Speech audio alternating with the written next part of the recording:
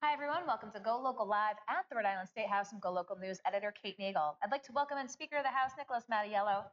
Thanks for joining me today. Oh, thank you, Kate. Pleasure to be here. Lots going on up here. And one of the things I want to talk with you about was the legislation introduced this week, of which you are a co-sponsor. This is to get all of the ethics filings online. Now, this is something that Go Local had worked on in recent weeks, basically revealing that you can get most things online, going and getting the Board of Elections finance reports, lobbyist reports. So this just seemed like a no-brainer. We need these online. It seemed like a pretty easy decision to make. I thank you for your investigative work. But in this day and age, 30 years ago, I might have had a different analysis. But in this day and age where you can get access to anything online, our citizens deserve that. So I'm glad we were able to introduce the legislation and help them come to that conclusion. Now, it was introduced this week. Is this a priority? Do you imagine that this will move fairly quickly before the end of the session? I certainly hope so. We're working on it.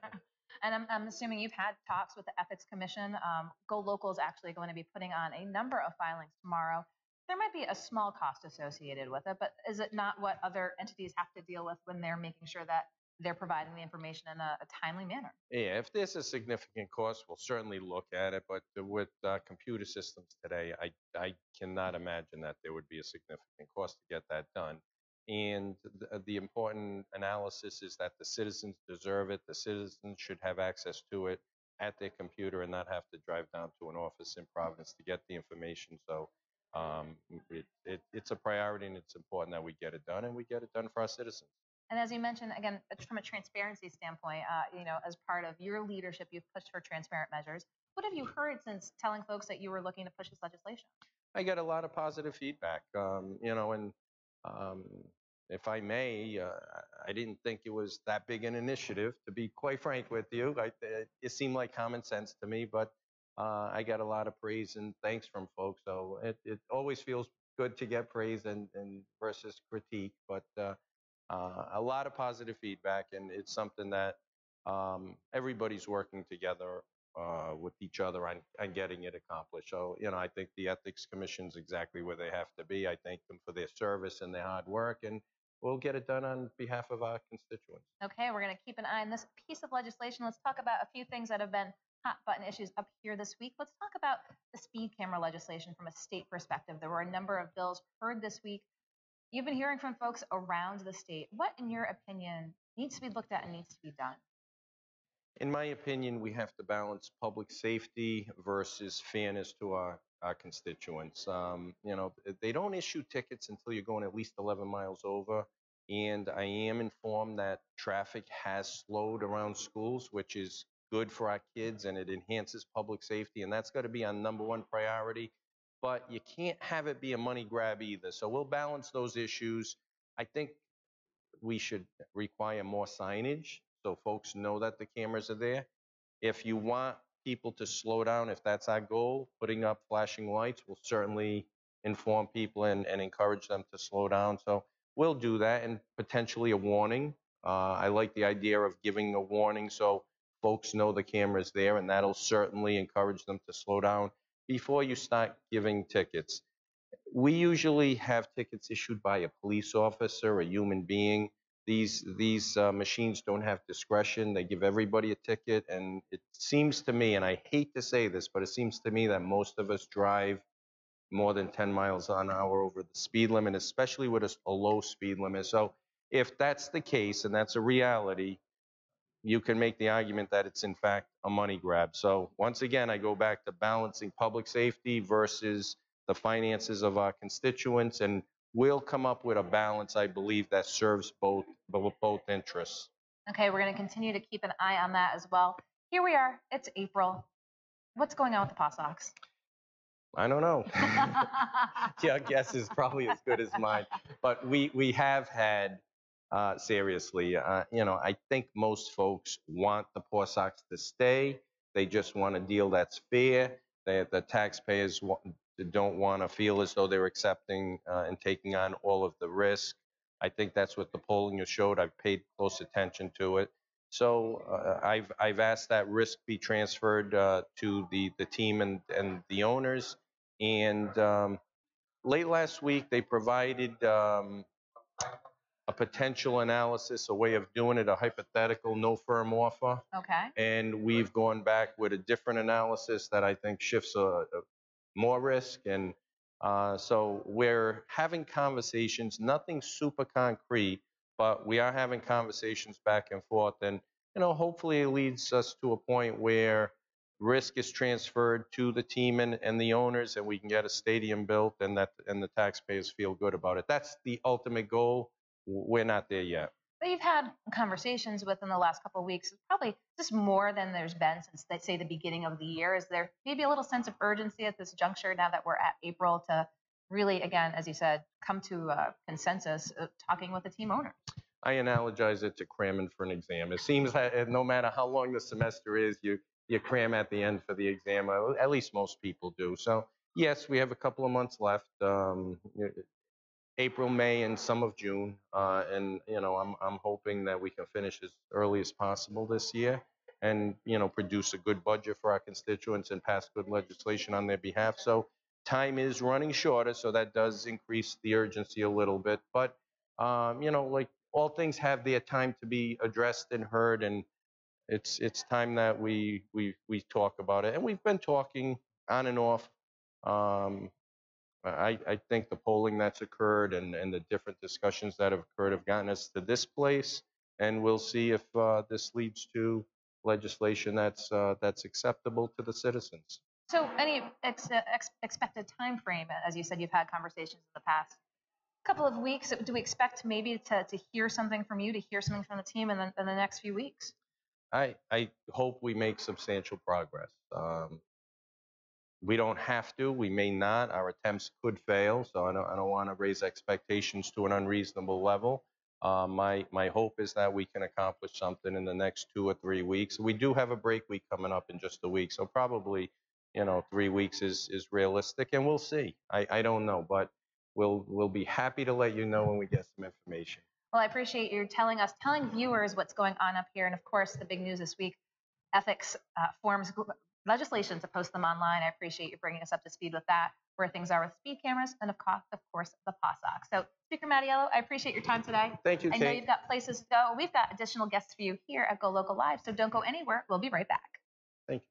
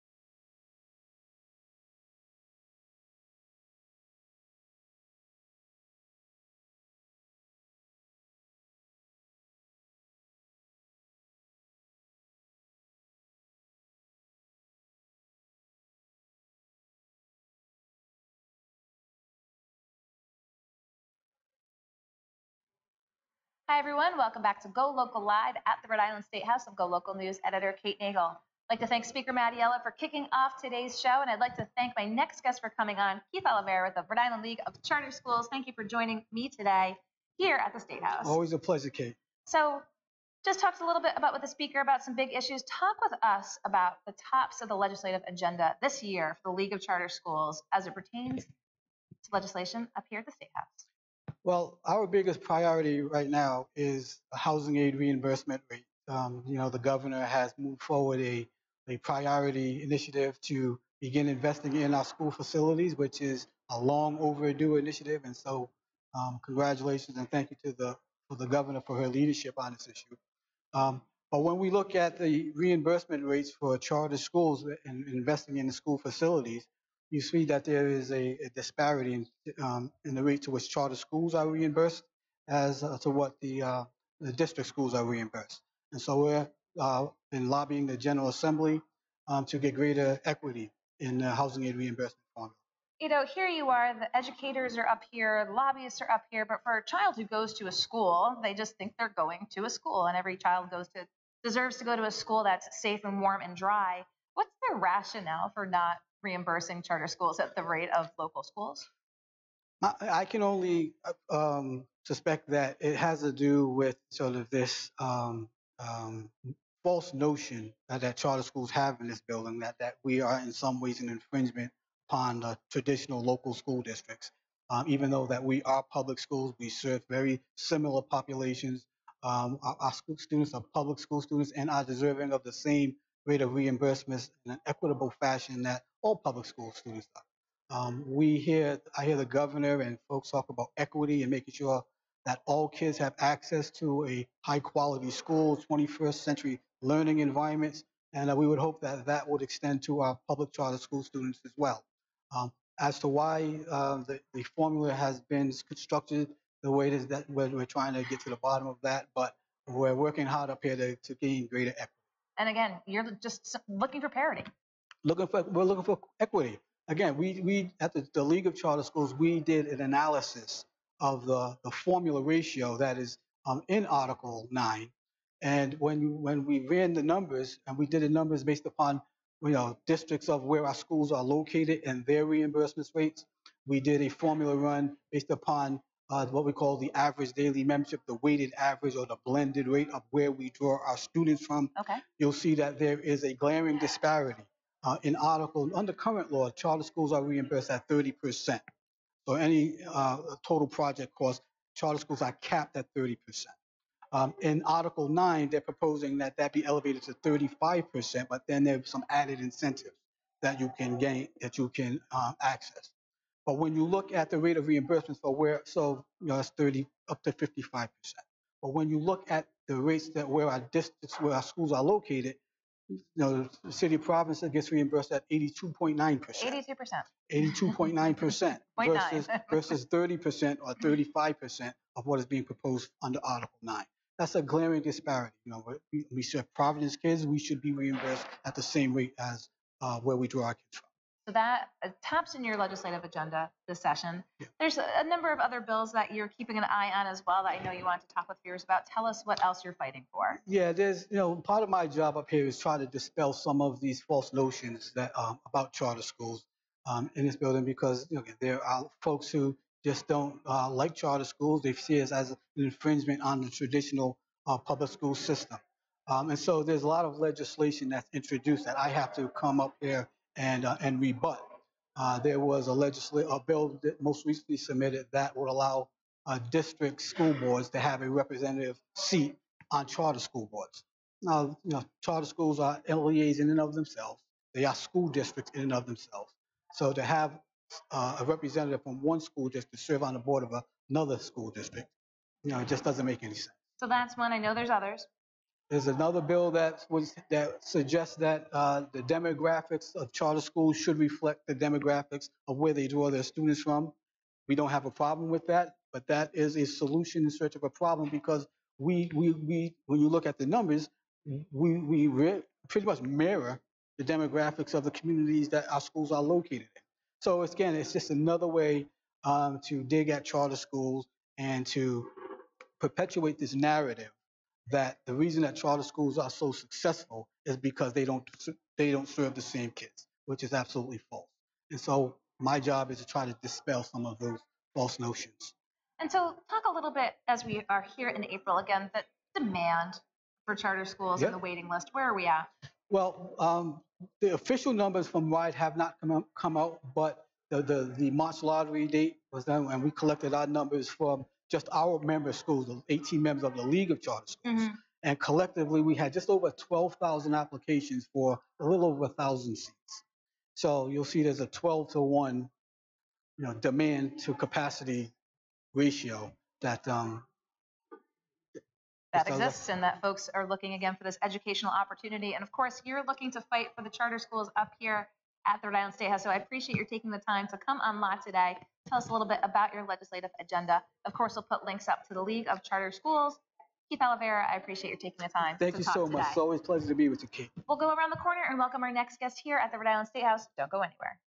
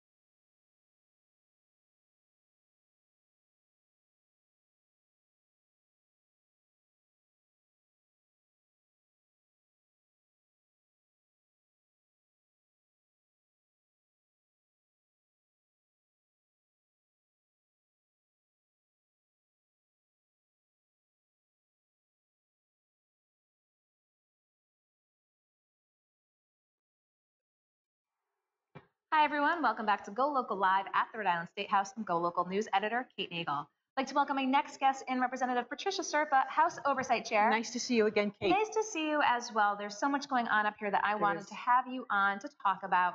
And one of the subjects is UHIP, and this is something that you've been fighting for oversight over to see improvements for wait times and make sure that it's implemented correctly. We just had the Special Master Deming Sherman on our show this week, talking about what he's found on the food stamps side of things. Today, we also published the 40-page application in paper that people are still required to fill out. Where are things currently from your vantage point as oversight chair, overseeing this program and forcing improvements? Kate, I'm ready to say, as chair of oversight, at this point, I am ready to call this project an abject moral and financial failure. A financial failure in terms of the citizens who are paying for it, and a moral failure in terms of the citizens who need the services. I don't know what else to say. We are having a meeting next Thursday with Deloitte. Deloitte is coming in. I expect Secretary Bean to come in. And I know in one of our last conversations, we talked about an RFP going out for the maintenance of this platform, of this software program, once we get it up and running. So my next question to Secretary Bean, well, if it's true what the special master is saying, that it can never be fixed, what's our next step? And we're $500,000 into it already. So talk with folks when you have Deloitte in next week. Again, what exactly you plan on asking them in terms of what they've been doing in terms of trying to fix the system. Tell our viewers what you're going to ask. Well, not being a technical person, I'm going to leave those kinds of technical questions to some others on the committee who are more technical than I. But as I just said to you, my next step is, okay, so if it can't be fixed, Mr. Secretary, if that's true, what are your plans to do next? And I certainly don't expect taxpayers to spend another $500 million, even though Deloitte isn't getting paid. As I said, it's just an abject failure. And to your point about that 40-page application, Yes, paper application. paper applications. I have had a conversation with Deloitte because constituents have called me with some concerns about filling that out. It's not an easy form to fill out. And Deloitte, in fact, has provided some sample applications from some other states that are like 7 or 8 pages. They did share that information with Director Courtney Hawkins. She and Secretary Bean did indicate that they would look at those other samples, but it will mean some policy changes. And I noticed on your website that they indicated it'll mean approval by the federal government. But if it's been approved in other states, 7 or 8 pages in other 7 or 8 states. pages. And if other states have gotten it approved by the federal government, I can't see why Rhode Island would have a problem getting the same approval. So I'm just totally disgusted with the whole project, Kate. It'll be 2 years in September, well, actually August, because they launched this in, I remember specifically, July of 16, and it just blew up within a month. So here we are going on almost 2 years, and it's been promises it'll get better, we can fix it, we can save money. Oh, and by the way, I guess we're not going to save money because the new people we've brought on to hire, they don't see getting rid of them anytime soon. Well, that's one of the issues, and we talked with Deming about that. At the outset, they had let, as we know, staff go because they thought there were going to be cost savings. Now we're looking again at what these costs are. So protecting constituents, protecting taxpayers, and then looking at ways to continue to improve the program sound like your goals for overseeing. Those are my goals, but it just feels like I'm trying to herd cats at this point. That's the best way I can put it, that people can relate to. There's just so much wrong with everything, and nothing is getting fixed. We brought in a special technological guru. He was supposed to be the answer to everything. We've had a number of things that were supposed to be the fix. We have yet to see the fix. Well, we're going to keep an eye on that hearing taking place next week, Thursday, next Thursday. But something that took place this week, approval of some animal welfare legislation that is important to you, going to the Senate now. Talk with folks about this animal welfare legislation. One thing I've learned in my years as a legislator, Kate, is that people care about their animals.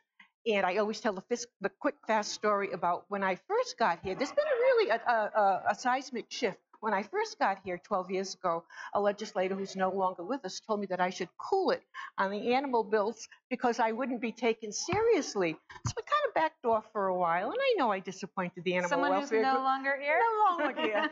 So, but the second time I campaigned, I started to pay attention. There were dogs barking at every door. People offered me kittens to take home. So I kind of said, you know what, be your own person. And I came here with a love for animals. And I know that people love their animals. So it was a well-publicized situation next door to Kent Hospital.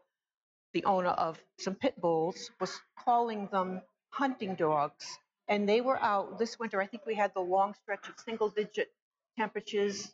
December and January, there were several weeks of single-digit temperatures. And for the activists who have been out there, and I've been out there to see the site myself, and anybody who's driven by Kent Hospital, if you stand in front of Kent Hospital, it's the area to the immediate right where these dogs were being, I can't even call it housed, like kept outside. Boxed in hay with these neck collars that pretty much immobilized them. And I don't think anybody thinks of a pit bull's primary function as being a hunting dog. And so we made some changes to the bill. We got a lot of people, the Potter League, the RISPCA, some hunters, and we know that there are bona fide good hunters who take good care of their dogs. So we're giving the animal control officers in the individual cities and towns some discretion to make a judgment about, you know, is that hunter mistreating his dog? But this bill is to make sure that animals who are not hunting dogs are not left outside in adverse conditions. Correct. So you and I could raise Shih Tzus, for instance, and call them hunting dogs and keep them all outside. And the animal control officer couldn't do anything before this bill to make us take them in. Well, we use them for hunting. So that was the purpose of this bill. So now it's got some teeth. It's going to the Senate Going side. to the Senate. Senator Erin Prada has the bill. I think she's as passionate as I am. The Senate president, as you know, just got a national award from the Humane Society, so I know he's an animal lover. And there's a couple of other things we have in the hopper, too, because people love their animals. Well, I appreciate you taking the time to go through the legislation with us. Again, it was sort of the big news this week as well. But as always, appreciate getting your perspective. I enjoy it. And you have everything as in your role as House Oversight Chair. So. And I'll have more to report after next week. Very good. Thank you. House Oversight Chair Patricia Serpa, appreciate you taking the time to come Thank on. you, Kate. Don't go anywhere. We'll be back with our next guest here at the Rhode Island State House. Okay. And I'm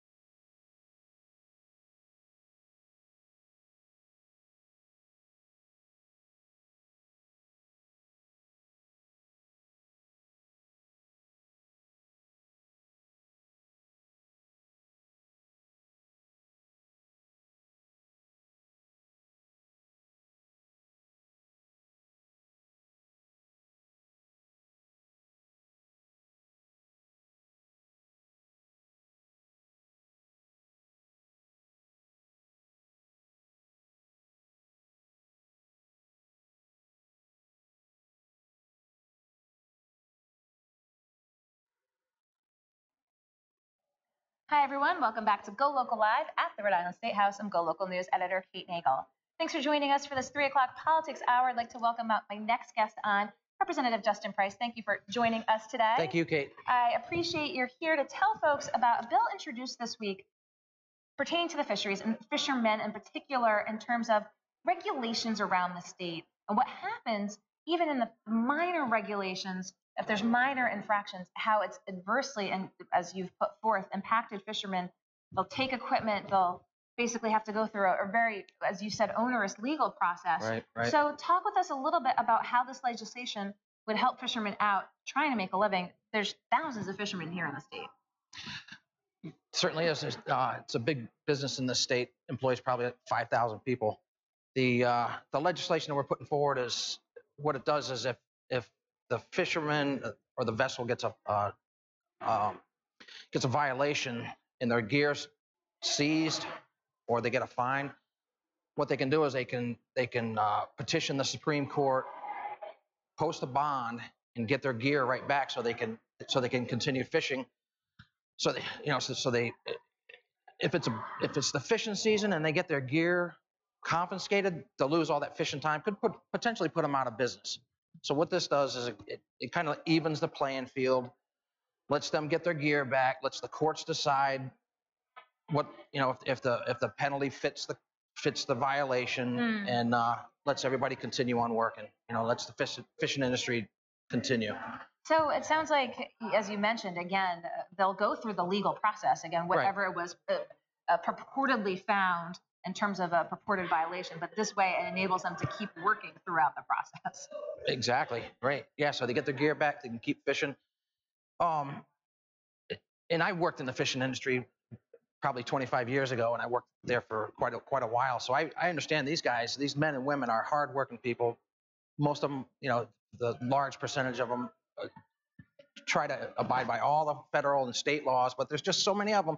Sometimes they'll get hung up on something and they'll get their catch seized and their gear confiscated. So I hear from the fishermen all the time, and it's really a situation that I hopefully this will be able to find a happy medium between DEM, the fishermen, and come up with a resolution. Come up with a solution, because does it seem like it's a little skewed on one side, again, on the protection side, and again, here we have, as you said, about 5,000 folks who make their livelihood in this industry. Right, and DEM, they're doing their job, and I think this legislation will enable DEM to continue to do their job, and the fishermen continue to fish, and I think it's a good piece of legislation. Well, we've got the full report. Hopefully we'll be able to maybe get some access to it. We'll provide links to the bill legislation for afterwards, so folks, if you're interested, you can see about this particular bill, again, to allow fishermen to be able to post bond, get their equipment back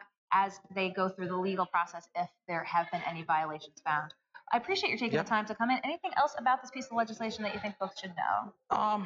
I just think if anybody really wants to learn more about this and what they're up against with the federal and state regulations, I just saw a video. It's called Fishing Wars. It's a documentary. If you look up Fishing Wars, it's all about the fishermen in New England, and it's pretty enlightening. Pretty eye-opening. Pretty eye-opening. Well, we'll include that in there as well. So, Justin Price, I appreciate you taking the time to talk with us about this piece of legislation introduced this week. We'll continue to follow it, and I'm sure we'll talk with you in the near future. And thank you, Kate. Thanks so much for coming on. Yep, thank you very much. Don't go anywhere. We'll be back with our next guest here at the Rhode Island State House.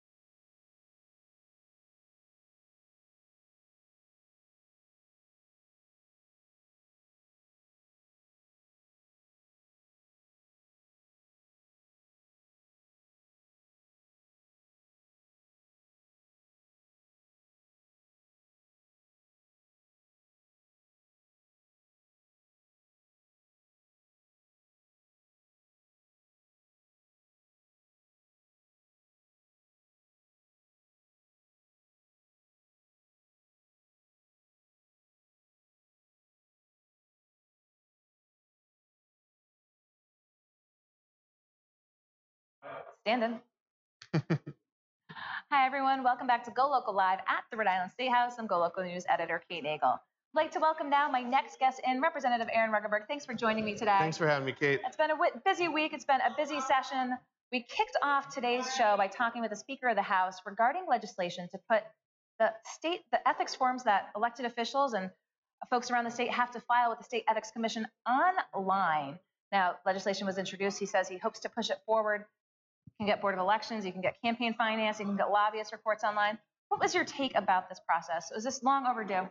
Absolutely. I mean, I was really excited to see us taking on this issue. Congratulations to GoLocal for really putting a spotlight on it and helping to promote that policy change.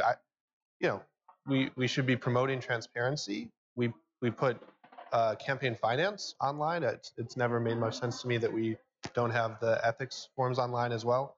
Obviously, you can get them in offline ways, but I worked really hard with the Secretary of State to get online voter registration through.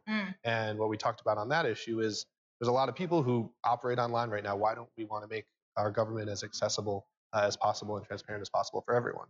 Well, we're going to be putting on, I believe, most of the current elected officials' ethics forms tomorrow to just show that the ease of which, so we're going to continue to follow this legislation as it's been introduced.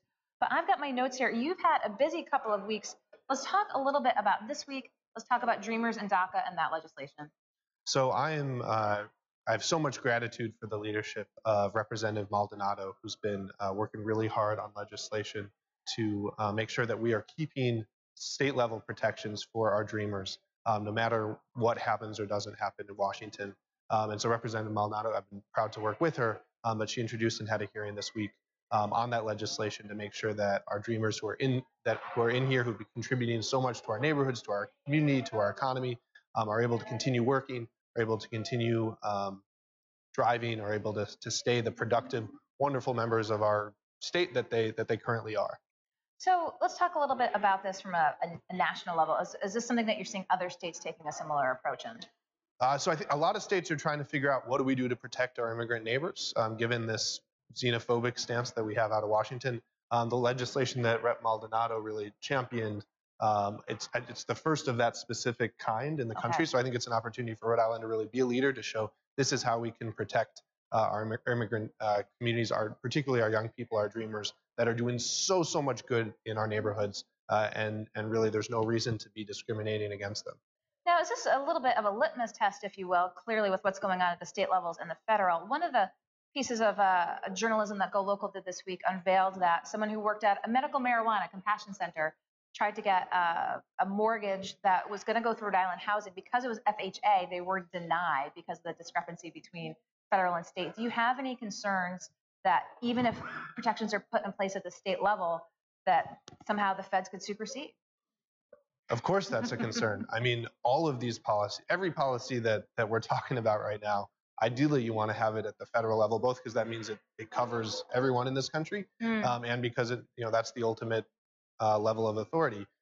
We know what we have in Washington right now. We have an administration that is anti-immigrant, that is, it's run by a bunch of, I'll be honest with my perspective, neo-fascist, oligarchical billionaire buddies. And so we've got a Congress that's really allowing that perspective to reign.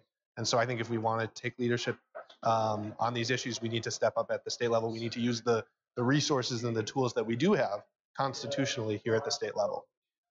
Just yesterday, hearing for universal health care, what was the testimony like at this hearing? It was on the Senate side, but it was a great hearing on some great legislation. This is an issue that is really a passion for me. Rhode Islanders, we already pay enough to have universal health care in this state. It's just that we pay it in really inefficient ways, to advertising, to billing, to marketing, to CEO bonuses and corporate profits, instead of making sure that the resources are really going in a rational way to patient care and health care. And so we have this legislation to create a single payer system at the state level to make sure that everyone has access to care, and that we're putting all of our dollars into where it actually counts. And so there was hearings, there was a testimony from physicians, from people from the medical field who talk about both on the patient end, having patients who, we literally still have people who die because of lack of access to care, and that's a reality. talking about it from the professional perspective, someone who, doctors who got in it for wanting to help people, and now they're spending all their time doing billing and paying forms and figuring out how to pay for things that should just be provided to people.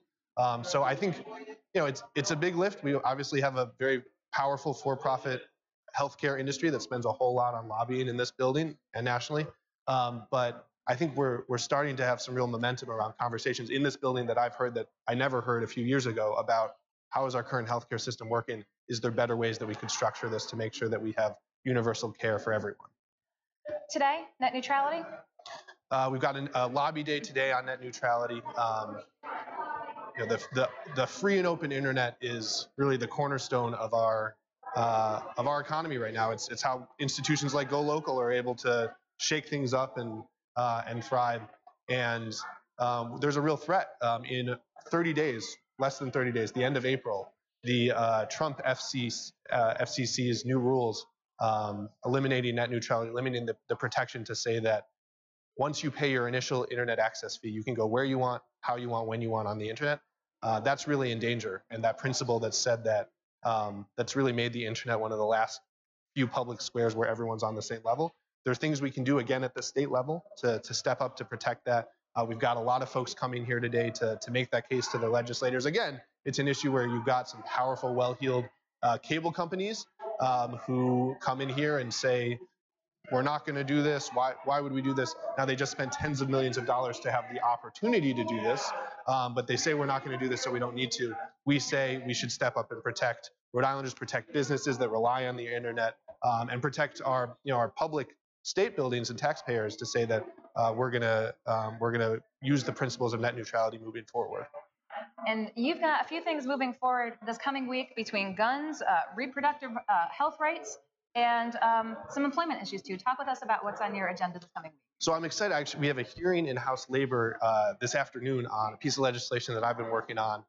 It's been nicknamed the Benny's Bill because it's around creating a framework for business owners who are retiring, who are closing their businesses, to have another option to sell their company, and workers who are at those businesses to have an opportunity to come together and use the worker co-op legislation that we passed last year to keep those jobs, to keep that business moving forward. I think it's an exciting piece of legislation because we've got a lot of businesses in the state with owners who are going to be retiring in the future. This isn't about forcing anyone to accept a bid from workers, but it's about creating a process and a framework so that workers have the information that they need to come together to put forward a bid, which could be a better option for the business owner as well. And so if you have one path where you have a beloved business that's closed down and you have a bunch of workers who lose their jobs, and you have another path where that business can continue contributing to our community, and you have workers who are able to become business owners themselves and take on that entrepreneurialism that we want to see in them, I say we should create that process and framework for them. The Benny's Bill. The Benny's Bill. Well, I know you have to get off to the races, Representative Bruckenberg. I appreciate you taking the time to come and walk through some of the items on your agenda, because we could probably talk for another hour here, but we're going to be able to go back to the Navigate Credit Union Broadcast Center at 4 with Molly O'Brien. Representative Bruckenberg, thanks for having me, Kate. I appreciate it. We're going to go around the corner here. This is going to wrap up Go Local Live at the Rhode Island State House. Again, 4 o'clock kicks off with Molly O'Brien back downtown. And I'll see you tomorrow on Go Local Live. I'm Go Local News Editor Kate Nagel.